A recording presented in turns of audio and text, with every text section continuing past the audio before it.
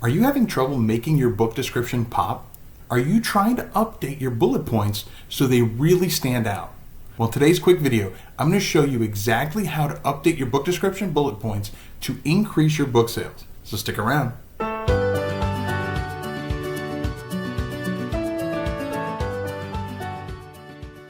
Hey Writers, Keith Wheeler here, and if you want to continue to get all the hints, tips, and tricks on how to make self-publishing easier, then be sure to subscribe to the channel. Smash your little bell icon so you get alerted every time I put out a new video. In a previous video, I showed you how to make your book description pop, and I'll include a link to it right here. In that video, I showed you that by utilizing HTML code in your book description, you can greatly increase its appeal, in turn, bettering your chances of getting more Amazon book sales. One of the main areas that I talked about was updating your bullet points to be a little more exciting. While this concept brought in a great deal of amazingly positive comments, it also brought in its share of questions. The main one being, how exactly do I implement these new special bullet points? So I'm going to flip the screen around and show you exactly how to do just that. Now here we are on the Amazon page for my book, Please Don't Beg, How to Get Book Reviews and Keep Your Friends. And as you can see, as I've shown in other videos, I have HTML code that's making these words pop. I'm going to click on Read More, and I have bullet points. Very common, see them in a lot of non-fiction books. But what if I told you that there was a way to go from this to this? Which looks better? Which is going to draw your reader's attention more? Want to know how to do this? I'll show you.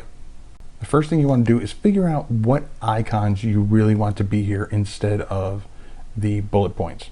For me, as you can see, I picked a green check mark, and then I put some fire down here, some flames. But maybe for your book, you want to do a cross, or you want to do snowflakes, or whatever pertains to your book. It's actually really simple. We're going to go to Google, and I'm just going to look up green, there you go, green checkmark HTML. So green checkmark HTML code, this is what I'm looking for. I click on it, and this is what I'm looking for. I'm looking for the hex code right here. And then I can do the same thing for the flames. I go into Google, I'm looking for fire HTML code, and I do the same thing. I look for the entity hex code. Now it's just a matter of replacing my already existing code with this new code. And this is where I'm going to show you how to do it. Now you're going to copy this. You want everything from the ampersand all the way to the semicolon. And I'm going to copy that. I actually have a text file that I keep all these little icons so I don't have to keep Googling it every time. And then you go to KDP and go to the description section, and you're just going to copy the entire description section and paste it into a text editor. And that's what I have here.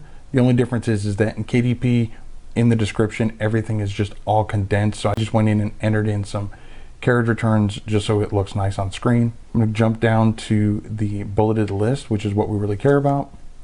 We're going to leave the UL in here because we still want it to be treated as a bulleted list, so we still want it to be indented. The difference is we're going to remove all of these LIs. So the first LIs we're going to replace with that icon, and then we're going to put a space bar. So we have a green check mark, a space, and then the word. And I literally just need to take this code and just replace all the LIs with that. And then now for the turning off the LIs, we're going to replace these with just a break. So it returns to the next line. There we go. And we want to make sure we leave the turning it back off. So this is the end of the indented list. And then brings me down to my call to action. This is really all you have to do, and then you're going to take this and you're going to copy and paste it back into your description. Now I will say that I've noticed one little deviation between the ebook and the paperback when it comes to the descriptions, and that is sometimes for the ebook, when you have a break, KDP wants to add an additional carriage return. Don't know why. I've actually sent a message to KDP support to find out what the purpose of that is and why it's not consistent between the ebook and the paperback. But what I found as a quick way to fix it is you just go to these breaks and just hit delete, and it basically just brings everything back up so it's all condensed, just like when you go into the description in KDP as it is. Again, don't know why this happens, but I found this to be a quick fix. There you have it. That's how you go from having a normal bulleted list like everybody else, and instead making it more aesthetically pleasing and gets people to keep scrolling down until they get to your call to action and hopefully buy your book.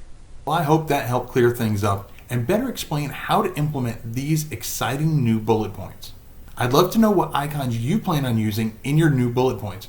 Just drop the icon down in the comments below. Also, if you'd like to pick up your copy of the book, Please Don't Beg, How to Get Honest Book Reviews Without Losing Your Friends, I'll leave a link to that in the show notes below as well. Now, if you're looking to increase your book sales even more, but Amazon ads just aren't working for you, then check out this 100% honest review that I did for the AMS Profit Formula course. I'll see you in that video, and remember to write right.